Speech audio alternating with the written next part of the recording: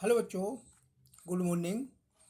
और आज बच्चे पिछले वीडियो में मैंने पढ़ाया था गॉस की प्रमेय। आज का टॉपिक है गॉस की प्रमेय के अनुप्रयोग।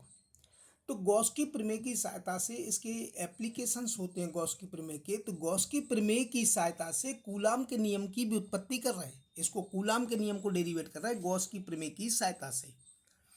तो कूलाम के नियम की व्युत्पत्ति कैसे की जाती है गॉस की प्रमेय की सहायता से? गॉस की प्रमेय की सहायता से कूलाम का नियम अपन डिराइव करेंगे।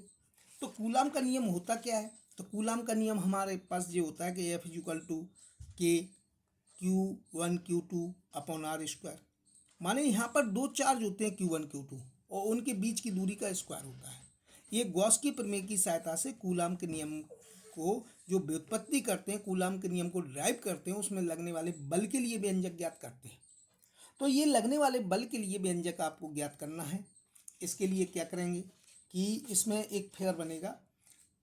तो फिगर कैसे कि माना कि बिंदु ओ है, ये ओ बिंदु हो गया, इस पर प्लस क्यू आवेश स्थित है। तो माना कि बिंदु ओ है जिस पर प्लस क्यू आवेश स्थित है। इससे स्मॉल आर दूरी पर, इससे स्मॉल आर दूरी पर एक बिंदु पी है। ये बिंदु पी ले लिया और इस बिंदु बिंदु ओ को केंद्र मानकर, जी ओ को केंद्र मानना, बिंदु पी लेकर एक अपन ने गोले की कल्पना की, एक गोला खींचा हमने। ओ को केंद्र मानकर बिंदु पी लेकर एक गोले की कल्पना की, ये गोला खींच लिया। और ये जो गोला अपन ने इसकी कल्पना की, इमेजिंग की, एक गोला खींचा और बिंदु इस गोले का जो पृष्ठ है जी गाउसीय पृष्ठ की तरह कार्य करेगा। क्योंकि गॉस की थ्योरम क्या कहलाती है कि ये बंद पृष्ठ होना चाहिए। तो ये गोले का जो पृष्ठ है वो बंद पृष्ठ की तरह कार्य करेगा, गाउसीय पृष्ठ की तरह कार्य करेगा। और इससे निकलने वाली बल रेखाएं पृष्ठ के अभिलंबत बाहर की ओर निकलेंगी, क्योंकि प्लस क्यू आवेश के कारण जो विद्युत क्षेत्र होता है वो बाहर की ओर कार्य करता है। तो पृष्ठ के अभिलंबत बाहर की ओर निकलेंगी और इससे क्या है कि इसका पृष्ठ गाउसीय पृष्ठ की तरह बिहेव करेगा। तब इससे गुजरने वाला विद्युत फ्लक्स, अपन बात करेंगे कि इससे गुजरने वाला विद्युत फ्लक्स जी है। तो ये गॉस की प्रमेय की सहायता से अपन कूलाम के नियम की व्युत्पत्ति कर रहे हैं। पहले इतना अपन लिख लेते हैं, ठीक है। तो यहाँ पर क्या लिखना है? माना कि बिंदु ओ पर प्लस क्यू आवेश स्थित है ये। तो यहाँ से स्टार्ट कर रहे हैं कि माना कि बिंदु ओ पर प्लस क्यू आवेश स्थित है। तो बिंदु ओ पर प्लस क्यू आवेश स्थित है। इससे स्मॉल आर दूरी पर, इससे स्मॉल आर दूरी पर एक बिंदु, एक बिंदु, एक बिंदु पी है। ओ को केंद्र मानकर, ओ को हमने केंद्र माना, तो ओ को केंद्र मानकर आर त्रिज्या लेकर, आर त्रिज्या लेकर, तो हमने ओ को केंद्र माना, आर त्रिज्या लेकर एक गोला खींचा, एक गोला खींचा।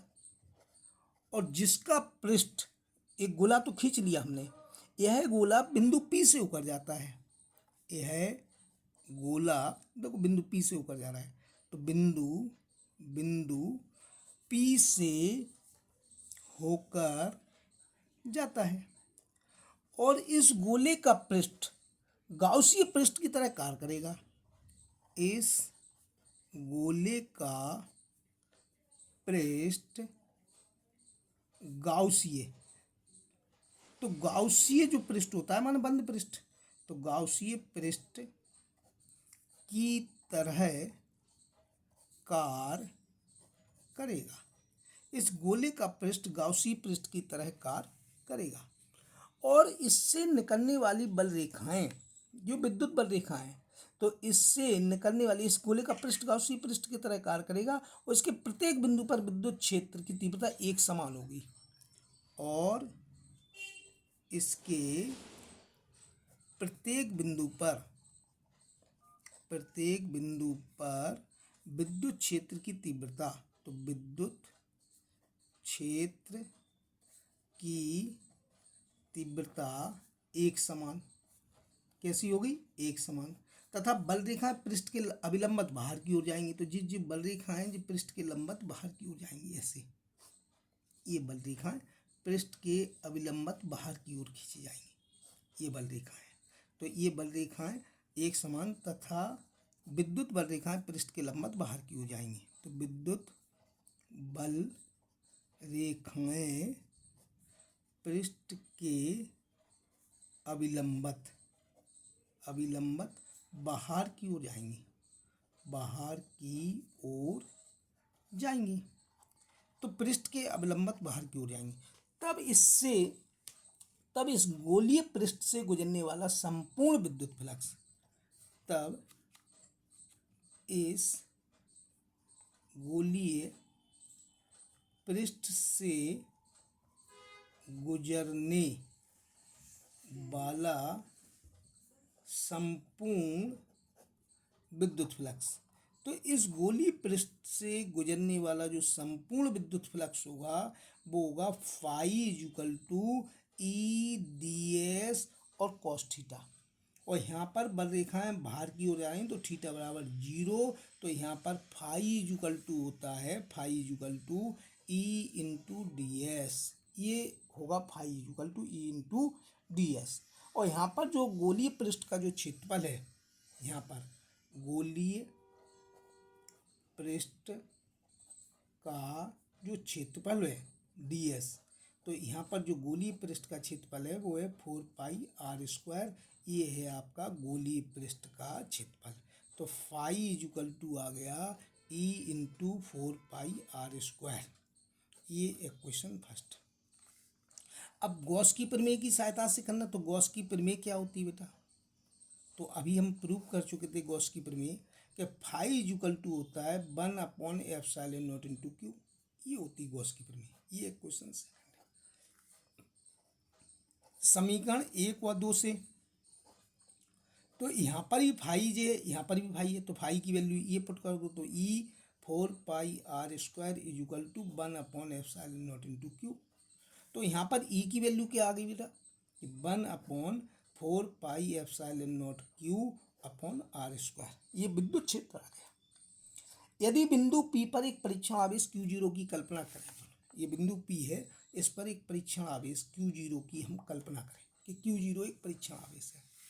तो यदि बिंदु P पर एक परीक्षण आवेश, टेस्ट चार्ज बोलते हैं इसे बेटा, इसकी कोई फील्ड नहीं होती है, एक परीक्षण आवेश Q0 की कल्पना करें, Q0 की कल्पना करें, तो Q जो Q है, Q और Q0 के बीच लगने वाला बल, तो ये बल काम करेगा F। ठीक है। तो परीक्षण आवेश Q0 की कल्पना करें। तो इस पर लगने वाला बल, तो इस पर लगने वाला बल, तो जो बल होगा वो होगा F equal to Q0 E, जो होता है बल का formula. Put the value of E का मान यहाँ पर रखने पर, तो जब E का मान रखेंगे तो F equal to Q0, E का मान है 1/4 pi epsilon naught Q upon R square. तो यहाँ पर जो F आ गया वो आ गया कि 1/F आ गया यहाँ पर कि 1/4 pi epsilon naught Q0 upon R square. यही कूलाम का नियम है और इतने न्यूटन, यही कूलाम का नियम है।